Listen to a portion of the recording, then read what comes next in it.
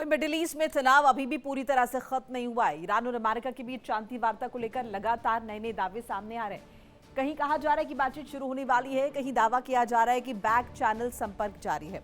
लेकिन दूसरी तरफ ईरान की ओर से ऐसी किसी तय वार्ता की स्पष्ट पुष्टि अभी नहीं की गई है। यही वजह है कि सवाल लगातार उठ रहे हैं कि वाकई अमेरिका और ईरान बातचीत की मेज तक पहुंच रहे हैं या ये सिर्फ कूटनीतिक दबाव की रणनीति है। इस वक्त सबसे बड़ी बात यह है कि क्षेत्र में तनाव कम होने के बजाय अनसर्टेनिटी बढ़ी हुई नजर आ रही है। अमेरिका लगातार ये कहता रहा है कि वो ईरान के परमाणु कार्यक्रम को लेकर गंभीर है। दूसरी तरफ ईरान ये संदेश दे रहा है कि वो दबाव में झुकने वाला नहीं है। ऐसे में बातचीत की खबरें जितनी उम्मीद जगाती हैं उतने ही नए सवाल भी खड़े करती हैं। अगर अमेरिका और ईरान के बीच कोई बातचीत आगे बढ़ती है तो उसका असर सिर्फ इन दो देशों तक सीमित नहीं रहेगा। इसका सीधा इम्पैक्ट इजराइल, सऊदी अरब, यूएई, कतर और पूरे खाड़ी क्षेत्र की सुरक्षा और राजनीति पर पड़ेगा। इजराइल लंबे समय से ईरान के परमाणु कार्यक्रम को अपनी सुरक्षा के लिए सबसे बड़ा खतरा मानता रहा है, इसीलिए वो किसी भी संभावित समझौते को बेहद करीब से देख रहा है। इजराइल चाहता है कि ईरान के परमाणु कार्यक्रम पर कड़ी निगरानी हो और उसकी सैन्य क्षमताओं को सीमित किया जाए। इन सबके बीच शांति वार्ता का रास्ता खोलने के लिए ईरान का नया प्लान, होर्मुज में यूरोपीय देशों से माइंस हटाने पर विचार कर रहा है ईरान। जल्द नौसैनिक बलों को आदेश दे सकता है ईरान। समुद्री मामलों पर एक समझौते का रास्ता खुलने की उम्मीद। तो ये बड़ी जानकारी आपके साथ साझा कर रहे हैं। शांति वार्ता का रास्ता खोलने के लिए ईरान का नया प्लान, होर्मुज में यूरोपीय देशों से माइंस हटाने पर विचार कर रहा है ईरान। जल्द नौसैनिक बलों को आदेश दे सकता है ईरान। समुद्री मामलों पर एक समझौते का रास्ता खुलने की उम्मीद इससे जताई जा रही है। साई साहब।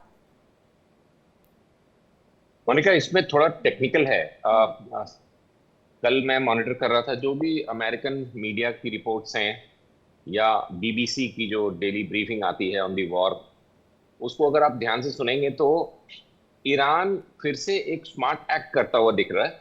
वो ओमान के साथ जो बातें कर रहे हैं, वो जो प्रेजेंट बिल्डअप इन हॉर्मुज, जिसमें सैकड़ों शिप्स और हजारों नाविक फंसे पड़े हैं पिछले कई महीनों से, इसको रिजॉल्व करने की एक बात कर रहा है। और इसको ऐसे प्रेजेंट किया जा रहा है कि अमेरिका की जो डिमांड है to open Hormuz with freedom of navigation without any charges, ये दोनों एकदम अलग बातें हैं। अमेरिका की जो डिमांड है फॉर द एमओयू, उसमें क्लियरली मेंशन्ड है कि Hormuz should be free of any control for international shipping. और ईरान इसके जवाब में कतार के थ्रू या कुवैत के थ्रू ये बता रहा है कि हम ओमान से डिस्कस कर रहे हैं। ये मामला एकदम लिमिटेड है। प्रेजेंट ओवर बिल्डअप क्राउड जो वहां पे है, उसको कैसे रिलीज किया जाए, कैसे उनको माइन से हटा के वहां से निकाल दिया जाए, ना कि ये एमओयू के तहत होने वाली डील की बात कर रहे हैं जिसमें कोई permanent policy on Hormuz control. तो ईरान की आईआरजीसी फैक्शन अभी भी बहुत स्मार्ट एक्ट कर रही है। आई एम सरप्राइज कि कूपर या केन्स या पेंटागन के मालिक हेग्सेथ इस बात को क्यों नहीं डिटेक्ट कर पा रहे। वो बार बार, इनके कॉमर्स सेक्रेटरी बेसेंट ने भी कुछ बोला कि बहुत जल्दी कुछ होने वाला है, 1-2 दिनों में। नहीं, ओमान और ईरान की जो प्रेजेंट बातचीत है, वहां इस समय फंसे हुए जहाजों को एक बार वहां से निकालने के लिए कोई कयास लगाया जा रहा है कि इनको कैसे यहां से क्लियर कर दिया जाए। Not for the MOU demand की हॉर्मुज को नेविगेशन के लिए, इंटरनेशनल शिपिंग के लिए फ्री किया जाए without any control of Iran. ये एक बात। और दूसरी बात कि अभी भी इनका जो एमओयू का मेन चैलेंज था कि आप रूट्स डिफाइन नहीं कर सकते, टोल नहीं ले सकते, इस पे ईरान अभी कोई बातें नहीं कर रहा है। तीसरी बात, आज वो दिन खत्म हो गया जब ट्रंप ने फाइनल वार्निंग दी थी कि हॉर्मुज को इमीडिएटली फ्री करो, नहीं तो हम बहुत मेजर वर्ल्ड वॉर 2 से भी बड़ा अटैक करेंगे। वो दिन भी अब निकल गया है।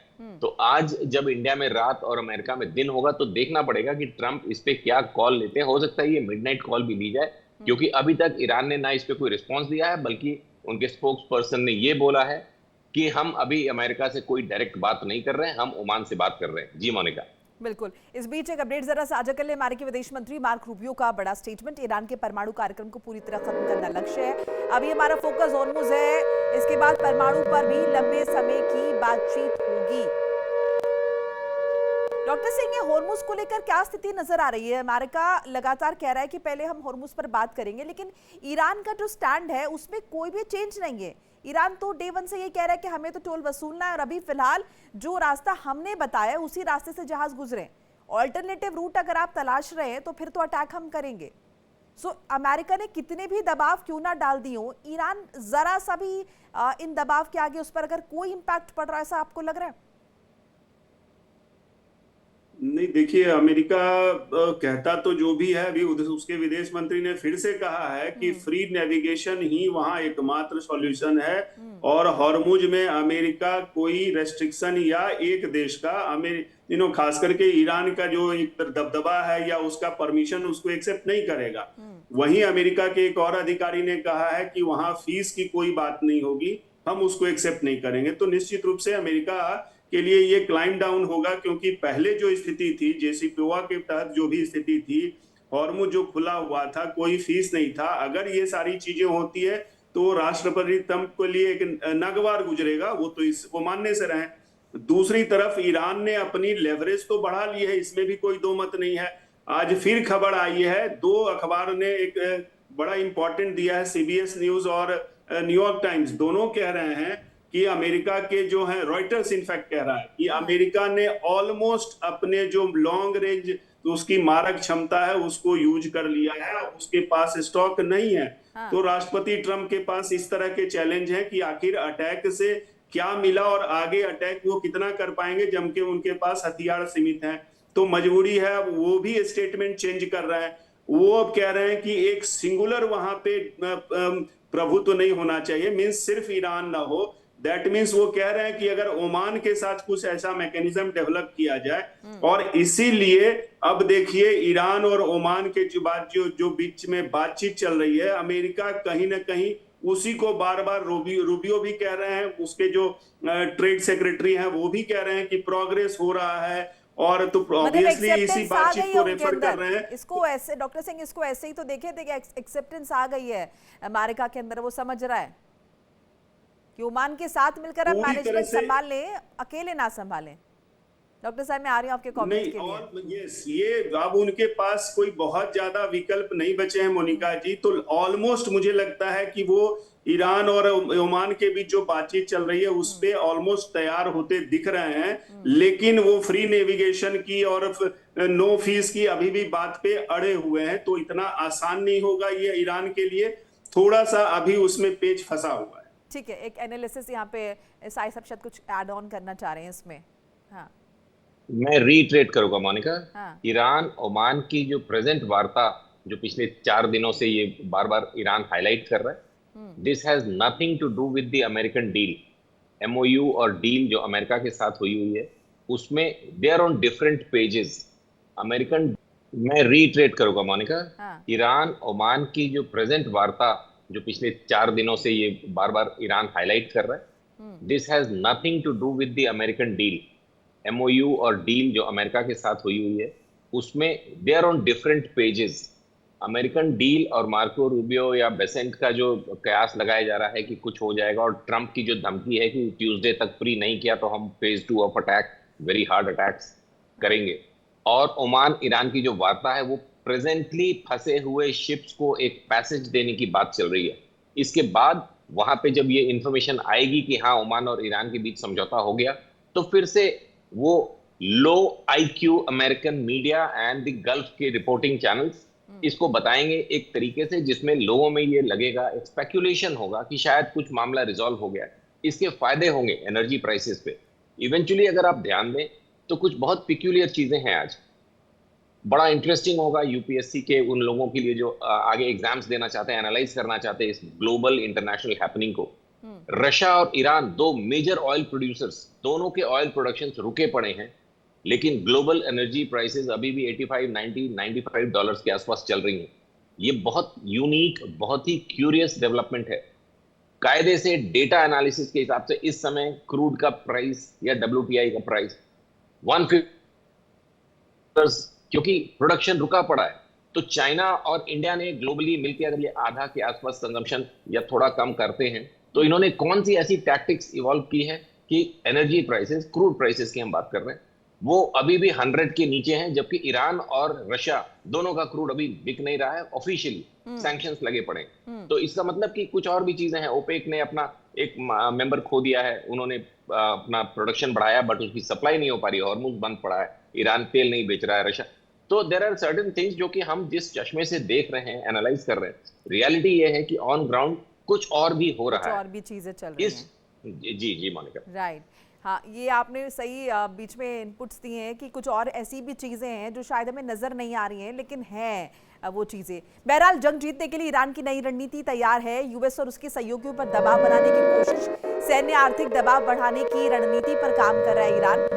और साथ साथ ये भी कहा जा रहा है ईरान की तरफ से कि लड़ाई जितनी लंबी चलेगी अमेरिका पर उतना ज़्यादा दबाव बढ़ेगा। ये तेहरान की तरफ से कहा गया है कि जितनी लंबी लड़ाई चलेगी उतना ज्यादा अमेरिका पर दबाव बढ़ेगा। मनोज जी, अब ये थोड़ी अलग चीज आपको नहीं नजर आ रही, क्योंकि इससे पहले डिस्कशन हमेशा इस बात को लेकर होता था कि अमेरिका तो वहन कर ही लेगा जो भी खर्चा होगा या फिर जो भी सैन्य ताकत का इस्तेमाल अमेरिका करेगा, लेकिन ये तेहरान के लिए मुश्किल होगी। अब ये तेहरान का ये जो स्टेटमेंट है कि लड़ाई जितनी लंबी चलेगी हमारे लिए बेहतरी के लिए, अमेरिका पर इसका ज्यादा दबाव होगा।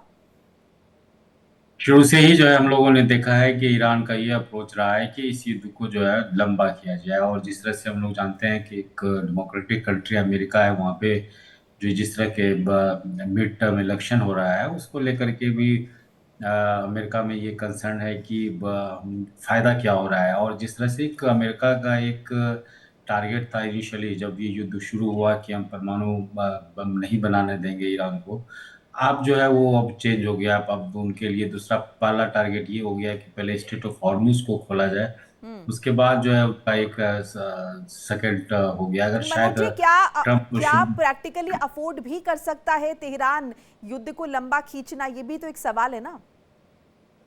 जिस तरह से हम लोग देख रहे हैं कि चाइना और रशिया खुलेआम जो है किसी न किसी रूप में ईरान को इक्विपमेंट्स प्रोवाइड करा रहा है या कुछ अपडेट्स सैटेलाइट के थ्रू जो है ईरान को दिया जा रहा है, तो स्वाभाविक है कि कंटिन्यू रहेगा। और जिस तरह से हम लोगों ने देखा कि अमेरिका और western countries, NATO, European countries का ये रहा है कि जिस तरह से रशिया के सामने जो है यूक्रेन को खड़ा करके और जिस तरह से रशिया का इकोनॉमी पे एडवर्स इम्पैक्ट पड़ रहा है और वहाँ पे सैंक्शंस लगाया गया है यूरोपियन कंट्रीज़ द्वारा, तो स्वाभाविक है कि अब ईरान रशिया भी चाहेगा कि अमेरिका इस युद्ध में फंसा रहे और किसी ने और ताकि जो है जो उन पे प्रभाव पड़ा है वो फिर अमेरिका पे प्रभाव पड़े, चाहे यूरोपियन कंट्रीज़ पे पड़े। तो सभी कंट्रीज़ जो है किसी न किसी रूप में खास करके चाइना और रशिया ये चाह रहा है कि सपोर्ट जो है कंटिन्यू रहेगा ईरान को और अमेरिका को जो है इकोनॉमिकली डाउन किया जाएगा। हम लोग ने देखा है कि इस बार जो मीटिंग हुई थी डोनाल्ड ट्रंप और चाइनीज प्रीमियर के बीच में, तो डोनाल्ड का जो एक अप्रोच था, नॉर्मली हम लोग देखते हैं कि अमेरिकन राष्ट्रपति जहाँ भी जाते हैं वो डोमिनेट करते हैं, लेकिन इस बार वो ऐसा नहीं देखा। इस बार उन्होंने जो है चाइना को रिस्पेक्ट भी दिया है और फिर आने वाले समय में 1-2 मंथ में चाइनीज प्रीमियर जाएंगे अमेरिका, फिर वहाँ पे भी देखा जाएगा किस तरह से रहेगा। तो जिस तरह से सपोर्ट मिल रहा है ईरान को रशिया से, इसके बिना जो है ईरान जो है कभी इतना बड़ा युद्ध कंटिन्यू नहीं कर सकता है अमेरिका के विरुद्ध। तो अमेरिका सभी मामले में ईरान से जो है 10 गुना आगे है, तो स्वाभाविक है कि जिस तरह से सपोर्ट मिल रहा है इस तरह के युद्ध जो है कंटिन्यू रहेगा। अब अमेरिका को देखना है कि वो किस तरह का अप्रोच रखता है। वो क्या यही वजह है कि अमेरिका इस वक्त जो है डेस्परेट नजर आ रहा है समझौता करने के लिए? देखिए इंडिया डेली 24/7 अब आपके स्मार्ट टीवी पर। इंडिया डेली मौजूद है सभी डिजिटल प्लेटफॉर्म पर लाइव और लगातार।